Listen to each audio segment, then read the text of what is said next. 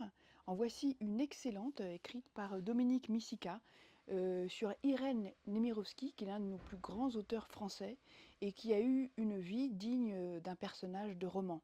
Sa vie a commencé à Kiev, puisqu'elle venait d'une famille russe assez riche, même très riche.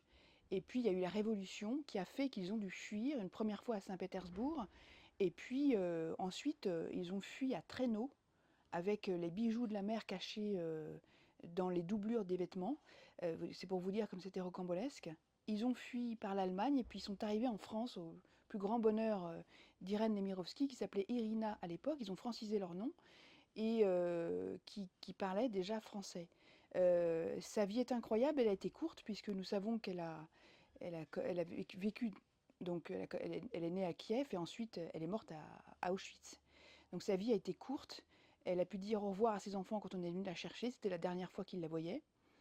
Et on a retrouvé il y a déjà un bout de temps de ça, un roman qui s'intitulait Suite française, qui n'était pas achevé mais qui était remarquable, sur la débâcle en France, sur ces petits villages où les Français étaient. Elle faisait un portrait de ces Français au scalpel, parce que c'est comme ça qu'elle écrit. Et c'est hallucinant, c'est tellement bien écrit. Si vous n'avez jamais lu Irène Nemirovsky, lisez-le, lisez-la. Et surtout, lisez cette biographie qui est remarquable, qui se dévore comme un roman et qui montre quelle vie elle a eue, quelle vie incroyable elle a eue.